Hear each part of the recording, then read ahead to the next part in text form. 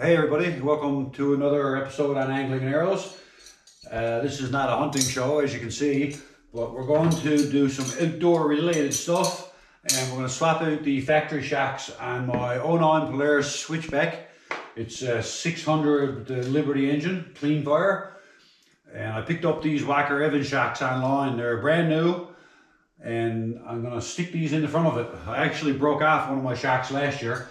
So this one here is, or not this one, the one on the other side is out of a Bombardier, I believe it's an 09 Blizzard or 08 Blizzard.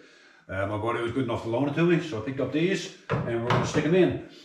You're going to need two 9/16 wrenches and a 9/16 socket to make it a little bit quicker. I got a jack underneath just to lift it up, and hopefully these are going to fit in without too much of an issue. These shocks here should be real nice. They should improve the ride a whole lot here. They have the adjustable gas cartridges on them for your improved ride, and they look cool too. So to take out these shocks, you just have to remove the bottom bolt here and get this one out of the way. The other one is up in right here. The nut is up here underneath the fender skirt, and to get at the other end of that, the bolt part, it comes out inside right. I'll walk around here to the other side and show you. It comes out, it's a little bit tricky to see with this stuff here, but it's right in here. It's pretty easy to get at. This side here is actually a little easier to see. It's right here. And wire muffler on this side. I have to use the open end on that wrench. There's not enough room there to get the box end on. Just gonna get down here and make this a little easier. This is one of these situations where a skidoo lift would make it easier and be able to work at eye level. However, so to speed this up a little bit, I've got the impact driver put on the inside. Speeds that up a whole lot. And it'll also turn the bolt out.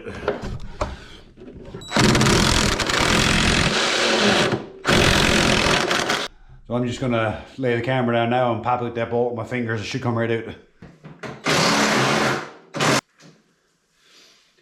So all I did there was I just put the wrench over the head of the bolt there as I was turning and just pulled it out. I just freed it up and helped it out. So now, I'm just going to make sure the bottom ones here are free. That one's free. I like to just crack them with the wrench just to make sure they're not seized. And once you do that, they come out pretty easy.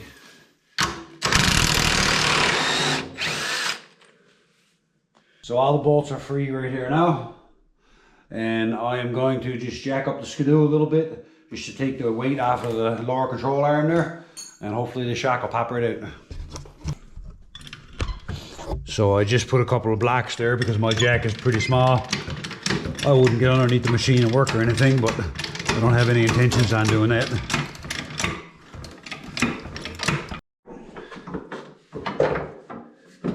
Just turn the shock.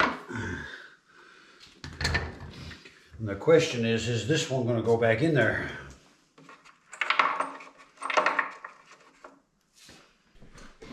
So I tried to do this without letting go of the lower control arm. It is possible to get it up there, but with the gas canisters on the side of the Walker Evans, there's just not as much room there to get it up. So I'm just going to suck it up and let go of the control arm. It's not actually a big deal. It's just the one bolt right here. That's the nut on top and the bolt on the bottom. That'll allow your control arm to move out of the way, and you'll have room to get your shock up in there. So we're going to do that now.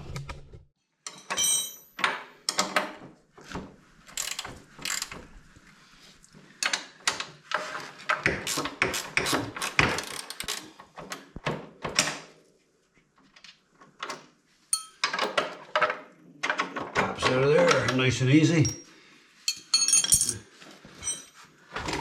Now Also a good time to check my ball joint, which is actually a little bit loose there.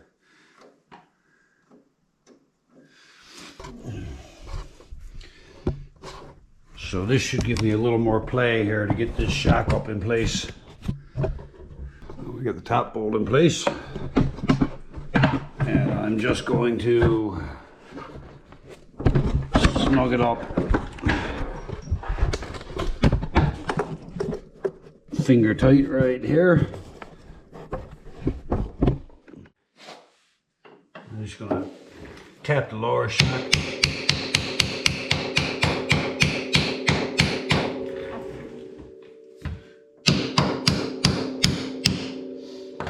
Tap that into place, and we will reinstall that bolt. Nothing to it. The last thing we have left to do now on this side is put the control arm back in and tighten everything up. When you're using an impact driver, I always recommend you check them manually. And last but not least, we're going to reinstall the control arm.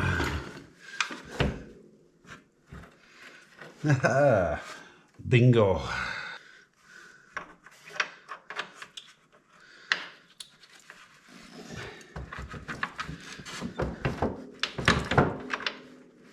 Reinstall the control arm bolt. We can line it up.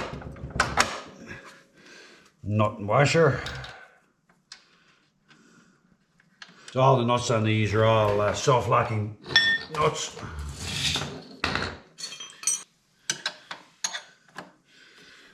That's my ratchet wrench right here.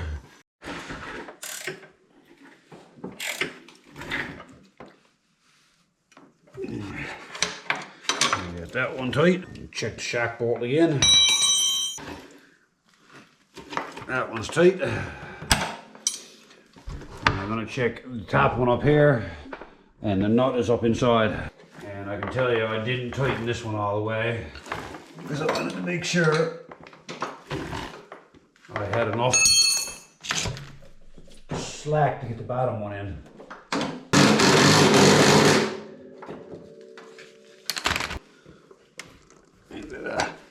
Not too hard, you don't want to over torque anything.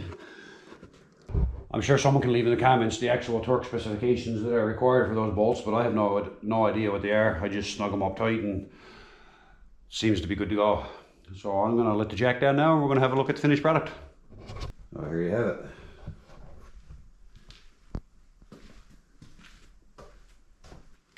That right there, folks, is the Walker Evans adjustable shock.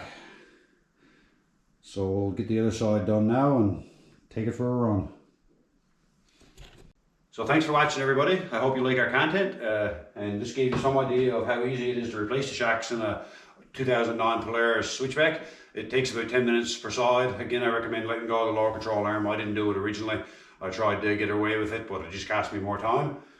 If you like our content, make sure you subscribe and hit the notification button. We greatly appreciate it. That does a lot for our YouTube analytics.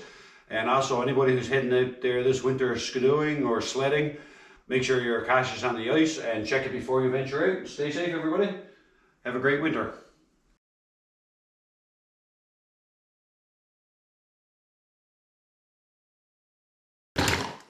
Make sure you got a nice amount of torque on it. I'm sure there's a proper amount of PSI you should put on that.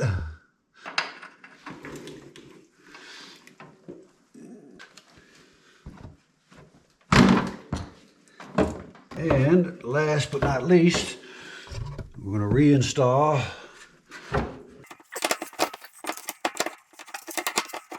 hopefully we're going to reinstall the control arm. All these all these nuts on these are all lock washers.